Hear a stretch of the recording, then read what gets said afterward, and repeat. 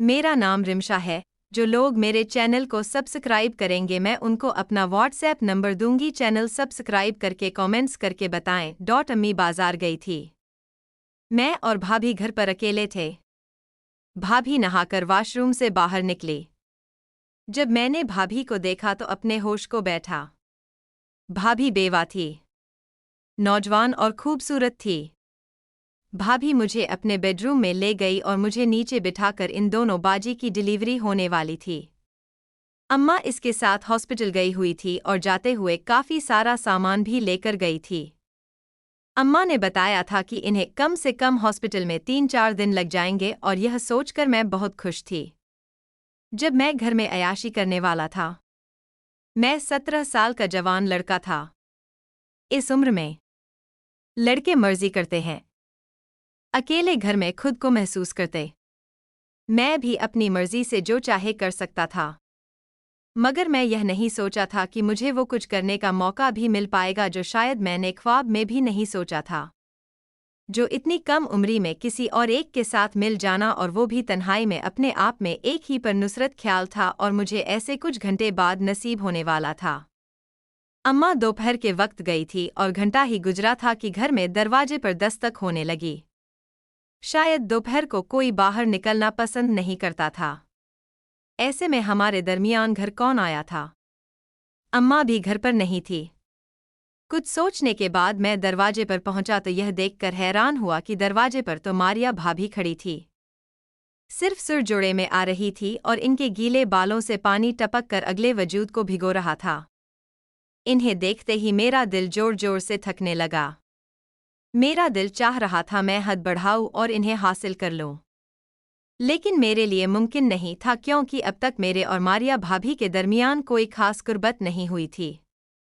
मारिया भाभी ने मुझे देखकर मुस्कुराई और अंदर आने की इजाज़त मांगने लगी।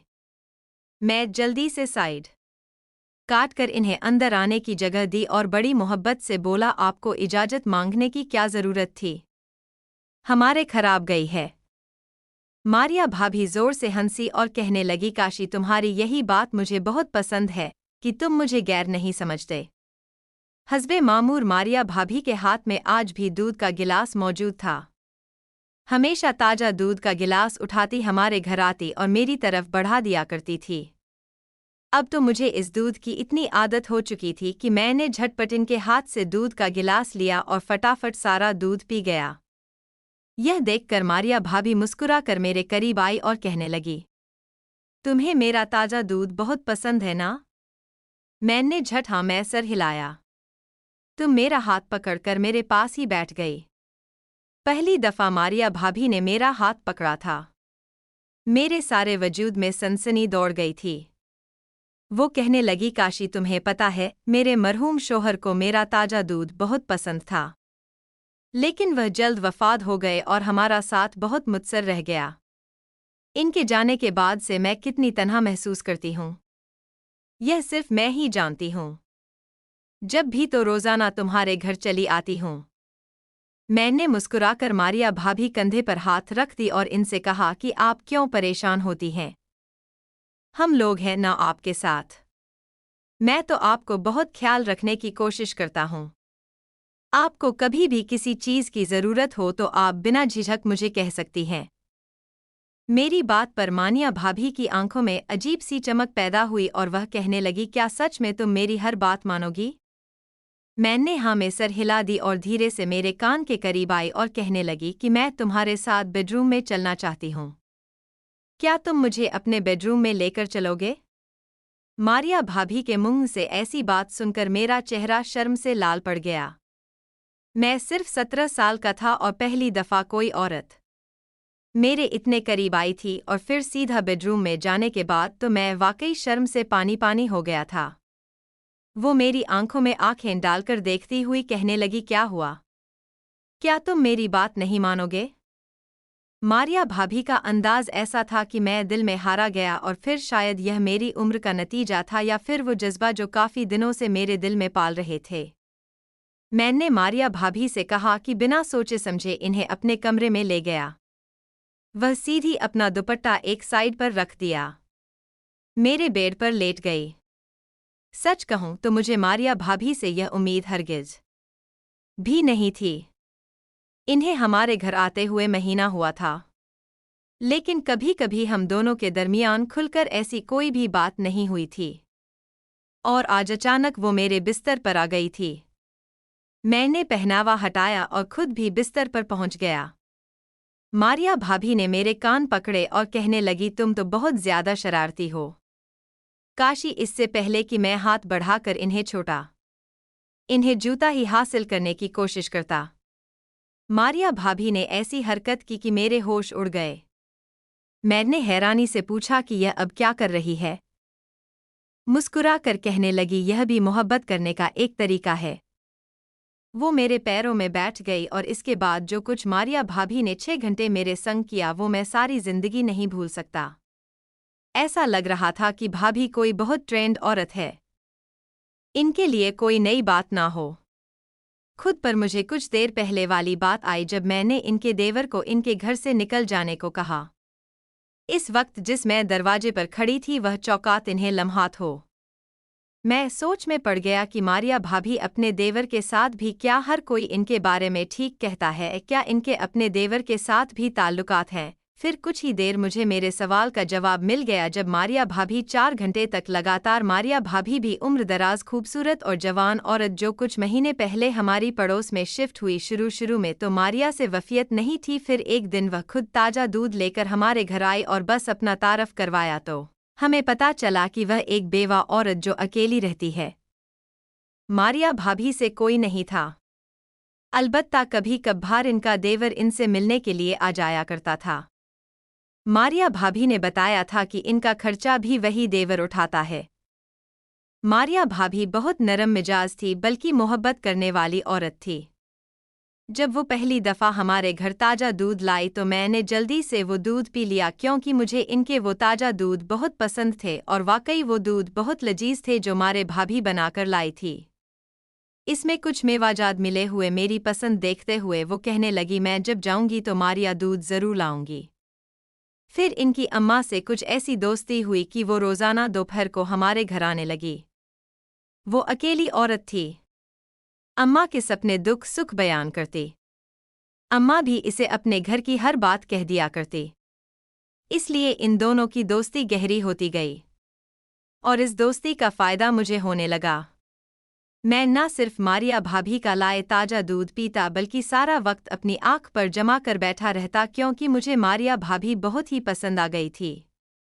मैं उम्र के इस हिस्से में खड़ा था, वहाँ इस तरह की औरतें लड़कों को बहुत ही ज़्यादा अट्रैक्ट करती है। मारिया भाभी की पर्सनालिटी भी ऐसी ही थी। धीरे धीरे नाक से की जाने वाली आवाज़ मारिया भाभी अपने छोटे मोटे काम को मुझसे कहने लगी।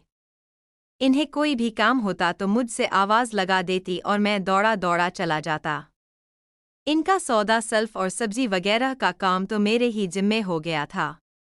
माँ भी कहती कि इनकार ना करना, मारिया बेवा औरत है, इसकी मदद करना हमारा फर्ज है।